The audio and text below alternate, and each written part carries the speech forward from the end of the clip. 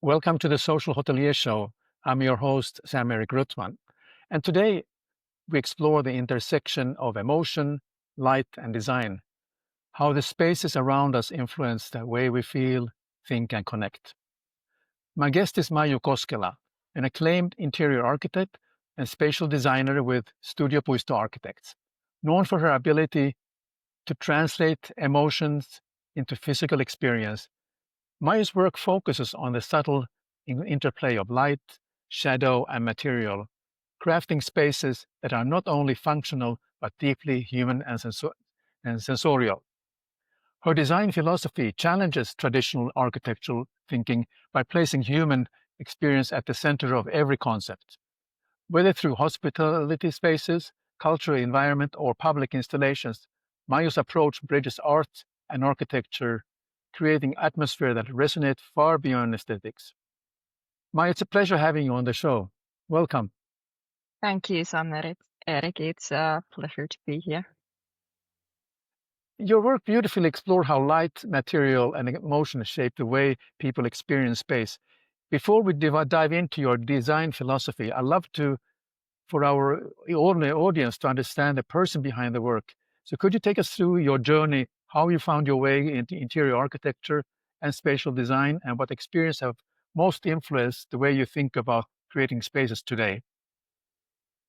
Well, I kind of grew up into this world. My mom is an interior designer.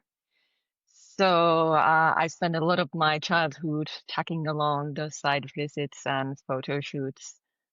So kind of I was surrounded by beautiful spaces and materials from early on. So design just felt really natural to me. And those experiences definitely shaped how I see spaces today, not just in terms of how they look, but how they make you feel and how people live within them. And then during my studies, I was really lucky to get a job at one of Finland's most well-known design studios. And there I got to work really broadly from architecture to the smallest interior details. So I think that experience shaped me into more of a spatial designer rather than just an interior architect. Um, so it feels very natural for me work here at Studio Puisto alongside our architects. It's the way of thinking and collaborating that has always felt like home to me. Very good. You describe spatial design and as shaping how people feel within our environment. How do you begin translating emotion into physical form? Uh, for me, space is all about scale, form, material, and light. So those are the elements we use to shape how a place feels. And with them, we can build almost any kind of atmosphere. For example, a sense of mystery or excitement through darker materials and carefully consider low lighting. Or then we can create a very clear, um, intuitive space through open layouts and bright tones where people just naturally know how to move and act. So it's all about translating emotions into those physical elements so that the space communicates without words. So you mentioned that light and shadow seem central to your work. How do you use them to create rhythm or tension within the space? Um, well, when designing a new building, we can actually we actually have the chance to plan how daylight will move through the spaces. And in that way, we can shape the rhythm of the day. For example, you might want the morning sun to reach the breakfast area, so people naturally wake up with the morning light, and so that will also help our internal clock, also called circadian rhythm. And in general, the sense of rhythm or tension in a space often comes from being intentional about where light is present and where it isn't. So light should only appear where it's needed, um, because it really is the balance between light and shadow that brings a space to life. Okay. In your view, what makes a space truly come alive beyond its function or form? You talk about the light and shadow. Was anything else you like to uh, emphasize? Well, beyond that, the light and shadow, that what is crucial for me. But so a space truly comes alive through the people who use it, how they feel there, how they move, how they interact with the surroundings. So I'm always Yeah. curious to see whether people experience the space the way I imagined when designing it, or in a completely unexpected ways. Um, Sometimes it's also about how the space allows to come forward, like for example, how it gives room for art, and whether a piece really comes to life within it. I would continue that kind of a space comes alive when it invites something more than just use. It invites presence and emotion and interpretation. So, how do materials speak to you when designing? Do you guide the story or do you shape the narrative around them? It really goes both ways, actually. Often, materials come in to support the concept, to complement and deepen it. Sometimes material gives a subtle hint or feeling, uh, like the richness of northern and autumn colors, or the delicate frost, or the first snow settling on tundra vegetation. So those kind of associations help shape the atmosphere and bring a quiet poetry to the space. But we've also built strong concepts the other way around, by bringing in an authentic material into a place where it really doesn't belong. Um, so that contrast can create a really powerful story. For example, when we designed the Kyrö Distillery sauna bar, we brought the atmosphere of a traditional Ostrobothnian granary right in the middle of Helsinki. That use of material instantly grounded the space and gave it a very distinct character and sense of place. Yes, for those of you who are listening to this podcast and you're not familiar with Helsinki, it's really a worthwhile place to visit because it's right central downtown of Helsinki. This amazing uh, sauna bar, and then you have a chance to have your sauna bath while you're visiting that place. So it's Mm, I had a pleasure of visiting it now during the last winter, and it was really a great experience. And I can really relate to what you're saying about how mm. you're using sort of contrasting materials to make the place function. So that's very interesting. Spatial design often crosses boundary from architecture to art and even digital space. Where do you see the most exciting intersections happening now? That is such an interesting question, actually, because the boundaries between disciplines are getting more and more fluid. Um, but I think that the most exciting intersection are happening where physical space meets digital experience, not necessarily in a high-tech way, but in how digital tools can extend our sensory understanding of space. For example, we can now stimulate light, materiality, and human movement in a really emotional way, even before a space is built. At the same time, I also find it fascinating when architecture meets art, when an installation, texture, or soundscape come part of how a space is experienced. So those collaborations open up completely new ways to think atmosphere and storytelling in design. When collaborating with architects, how do you protect the emotional essence of your design within the technical framework of your project? Well, here at Studio Puisto, we're lucky. in that sense that all of us, both architects, interior architects, speak same language. So collaboration with architects is usually very smooth and aligned in terms of visions and values.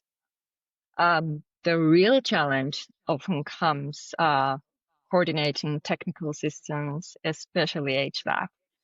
So that's probably one of the trickiest parts of any project. Um, so these systems are, of course, essential for the function of the space, but if not carefully integrated, they can easily disrupt the atmosphere we are trying to create. So I always try to either hide the technical elements within the architecture, so they almost disappear, or adapt them in a way that they emotionally suit the space. So the goal is make sure that they don't draw any unnecessary attention or break the mood. It's about protecting the feeling of the space, even when the technical demands are complex. Okay. What has changed in your view the most in how people experience space over the years, and what has remained timeless? Hmm. You know, sometimes I feel like nothing has changed, yet everything has. So the space itself hasn't changed. We have as humans. We're more exposed than ever to sensory stimuli, constantly surrounded by noise, light, movement, and information. And because of that, spaces that offer sensory calm have become even more important. So timeless elements like natural light, organic materials, rhythm, and scale still speak deeply to our emotions and well-being. So they bring clarity, warmth, and peace to a space.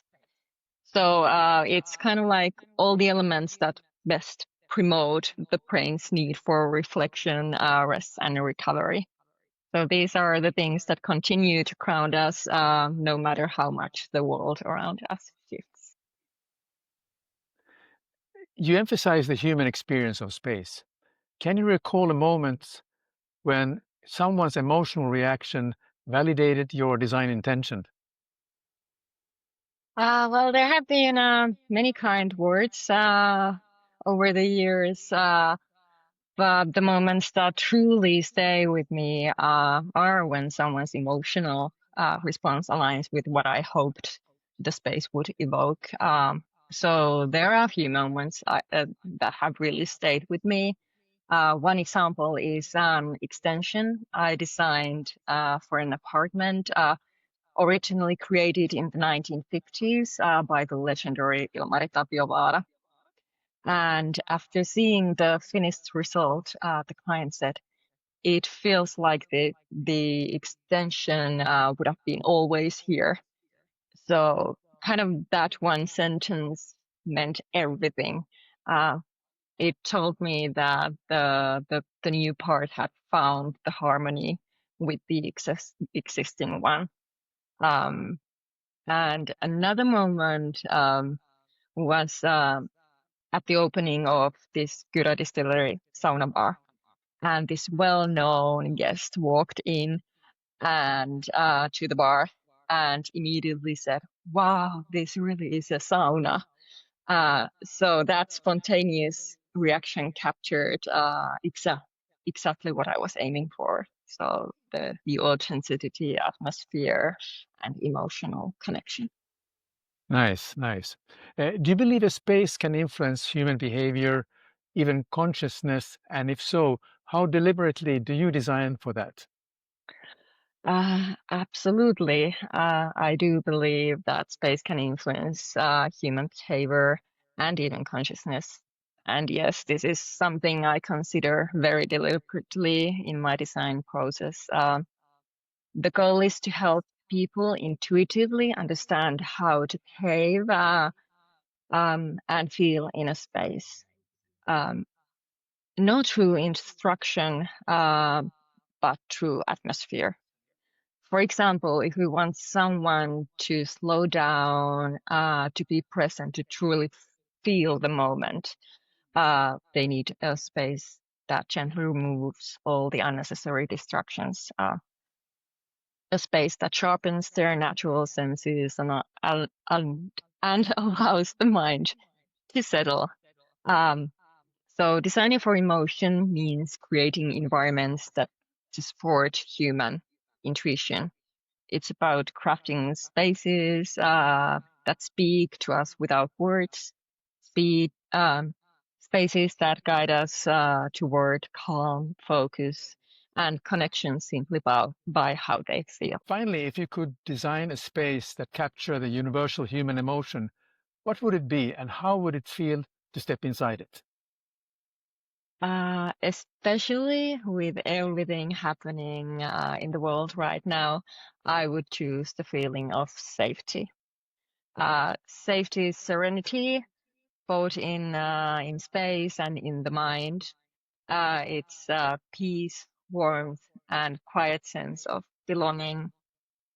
So stepping inside that space would feel like coming home to a place that's been lovingly prepared for you, like walking into a room that's been tidied just for you with fresh sheets waiting on the bed.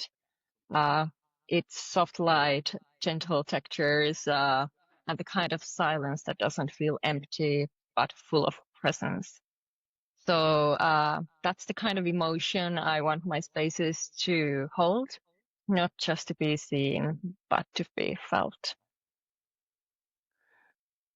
That was a fascinating exploration how design can move us beyond the visual into the deeply human.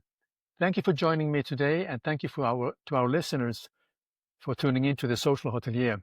If today's conversation inspired you, share it with someone who loves spaces that tell a story. So thank you very much, Mayu, for joining me today. Thank you so much.